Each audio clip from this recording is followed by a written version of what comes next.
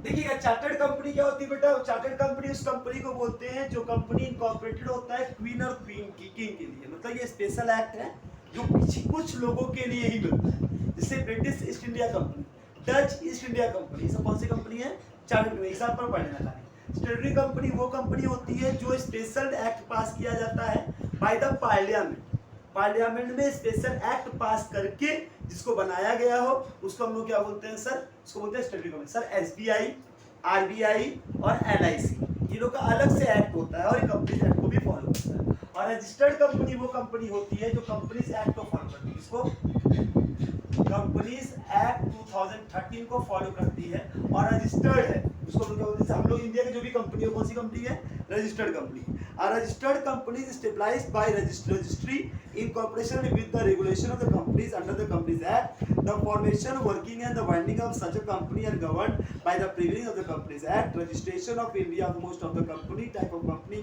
Tata Iron Steel Company. India के जो भी कंपनी का तुम नाम बताओ, टाटा आयरन स्टील, सब कौन सी कंपनी है सर, रजिस्टर्ड कंपनी। हम लोग की कंपनी कौन सी कंपनी कहलाएगी, इंडिया कंपनी, सब रजिस्टर्ड कंपनी। स्टेटरी कंपनी कौन सी कंपनी है, जो पार्लियामेंट में पास किया गया। ये कंपनी कौन सी कंपनी है, जो स्पेशल चार्टर्ड एक्ट कर गया था, स्पेशल एक्ट लोगों के लिए। कोई दिक्कत है, ये समझाया। इसको बोलते हैं सर कौन सा basis of the basis incorporation के आधार पर कंपनी का 3 टाइप था वो बता दिया गया। अब क्या बताया जाएगा सर, अब दूसरे टाइप का कंपनी, कंपनी बेसिस अलग अलग है तो कंपनी का टाइप्स अलग है। अगर मैं बोलूंगा इनकॉर्पोरेशन के आधार पे बोला 3 है, कौन 3 है sir, chartered company, statutory company है, रजिस्टर्ड कंपनी। अगर हम बोलेगा on the basis of member के हिसाब से, ऑन द बेसिस ऑफ,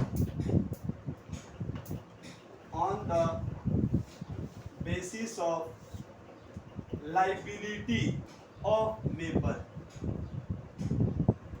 सबसे पहला होता है sir companies limited by share,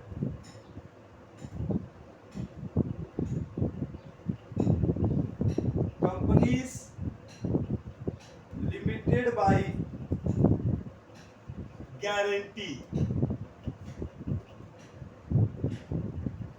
companies with unlimited liability. 3 तरीके की कंपनी होती है, सबसे इंपॉर्टेंट बेटा 3 बोल रहा है sir, on the basis of liability of member, member के लायबिलिटी के अनुसार कंपनी 3 टाइप की होती है। Company limited by share, company limited by share का मतलब सर जिसके पास जितना शेयर है उतना उसकी लायबिलिटी है। मान लीजिए अगर मैंने कंपनी का 500 शेयर लेके रखा है, हर शेयर का दाम 1000 रुपया है, तो मेरे पास मैं कितना लायबिलिटी कंपनी का, मेरे पास मैं केवल 5 लाख का लायबिलिटी रखता हूँ। अगर कंपनी डूबेगी तो मुझे मेरा 5 लाख डूबेगा, उसके अलावा मेरा 1 रुपया नहीं डूबेगा। इंडिया की जो भी कंपनी होती है मैक्सिमम कौन सी कंपनी है बेटा, लिमिटेड बाय शेयर्स होती है। कंपनी लिमिटेड बाय गारंटी का मतलब होता है कि मान लो हम लोग 5 मेंबर मिलकर कंपनी चलाए हैं, उसमें मैंने क्या बोला, एक काम करता हूँ कि तुम्हारा लायबिलिटी मैं 2 लाख कर देता हूँ, तो मैंने अगर तुमको गारंटी दे दिया है कि तुम 2 लाख से कम मत देना, कंपनी डूबेगी तो तुम 2 लाख ही देना, बाकी सारा नुकसान कौन भरेगा, मैं भरूंगा। लिमिटेड बाय गारंटी है, कोई पार्टनर गारंटी दे देता है किसी को तो उसका लायबिलिटी लिमिटेड हो जाता है, बाकी सबका लायबिलिटी अनलिमिटेड होता है। और ये अगर लिख दे कंपनी लिमिटेड अनलिमिटेड लायबिलिटी, तो मतलब जितना भी नुकसान होगा हर एक को लाकर देना होगा। तो कोई भी कंपनी तो चाहेगा नहीं कि हम इस तरीके की घुसे, क्योंकि कंपनी में आया ही लिमिटेड लायबिलिटी के लिए, और फिर ये बढ़ाएगा तो फंस जाएगा। तो इसमें कोई नहीं आता, किसमें आता, सब कोई लिमिटेड बाय शेयर्स। अगर मैं बात करूं लायबिलिटी के हिसाब से 3 तरीके की कंपनी होती है, limited by share, limited by guarantee और लिमिटेड बाय अनलिमिटेड लायबिलिटी। तो सर लिमिटेड बाय शेयर का मतलब जितना शेयर है उतना की लायबिलिटी है, शेयर का पैसा पूरा दे दिए तो पैसा डूब जाएगा। अगर मैंने 500 शेयर खरीदा, हर में 5000 रुपये के, मेरा 5 लाख के अलावा कुछ डूबेगा, हम 5 लाख का दुख मनाएगा, उसके अलावा कंपनी 50 लाख का नुकसान सही है, तो मेरा 50 लाख का नुकसान नहीं है। मैं केवल कितना जिम्मेदार रखता हूँ, 5 लाख, जितना मेरा शेयर है उतना मेरा नुकसान है, उसके अलावा मेरा कोई भी नुकसान नहीं। और गारंटी में इसी में अगर मेरे को बंदा बोल दिया कि आप एक काम करें 2 लाख का गारंटी रख लीजिए, तो 2 लाख के अलावा मेरा कोई नुकसान नहीं होगा, और इसमें जितना नुकसान होगा उतना नुकसान देना पड़ेगा। डाउट है, ये किस आधार पे था, on the basis of liability of member के हिसाब से कंपनी का 3 टाइप था। अब थर्ड बढ़ते हैं, on the basis of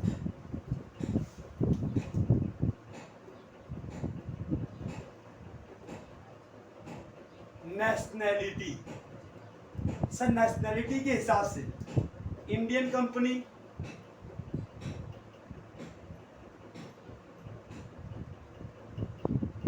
foreign company,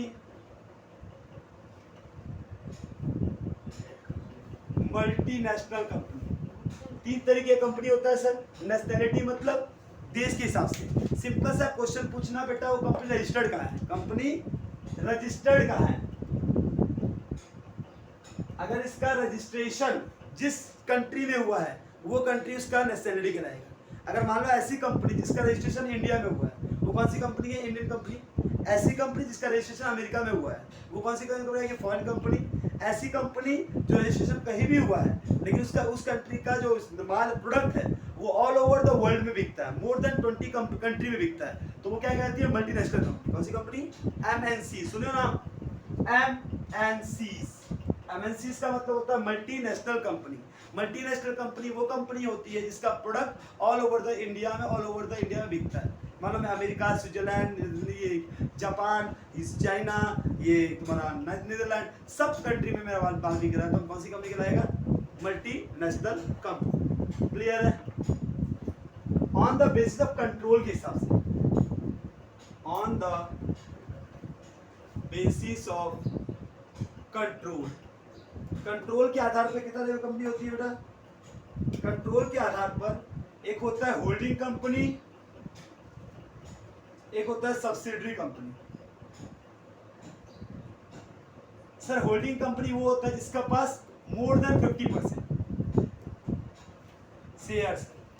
अगर मान लो मैं वो कंपनी हूँ जिसका मैं आपकी कंपनी पे मेरे पास आपकी कंपनी का 50% अधिक शेयर मेरे पास, तो कौन सी कंपनी कहलाएगा, होल्डिंग कंपनी। और जिस कंपनी का शेयर है वो कंपनी क्या कहलाएगी, सब्सिडरी कंपनी। मान लो ए लिमिटेड एक कंपनी है, बी लिमिटेड, 55% शेयर किसके पास है सर, ए के पास है, तो बी लिमिटेड कौन सी कंपनी कहलाएगी, सब्सिडरी कंपनी, और ए लिमिटेड क्या कहलाएगी, होल्डिंग कंपनी। होल्डिंग कंपनी जो मतलब जिसके दूसरे कंपनी का शेयर 50 से अधिक अगर इसके पास है तो कंपनी क्या कहलाएगी, होल्डिंग, और ये कंपनी क्या कहलाएगी, सब्सिडरी कंपनी। कोई दिक्कत, क्लियर हुआ। लास्ट है on the basis of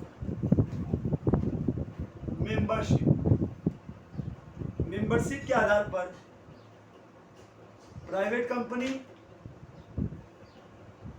public company, government company. There are 3 types of company. Private company मतलब जो बताया मैंने आपको, प्राइवेट कंपनी मतलब वो कंपनी जिससे प्राइवेट मेंबर लोग ओनरशिप रहते हैं। पब्लिक कंपनी में पब्लिक शेयर होल्डर होता है, और गवर्नमेंट कंपनी उस कंपनी को बोलते हैं जिसका मोर देन 50% शेयर किसके पास है, गवर्नमेंट के पास। मोर देन 50% शेयर है गवर्नमेंट के पास तो गवर्नमेंट कंपनी कहलाएगा।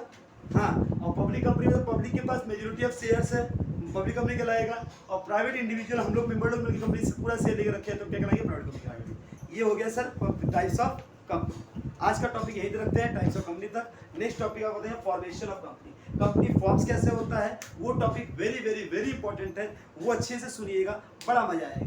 Thank you, bye bye. कोई दिक्कत हो तो हम यहाँ से पूछ सकते हैं।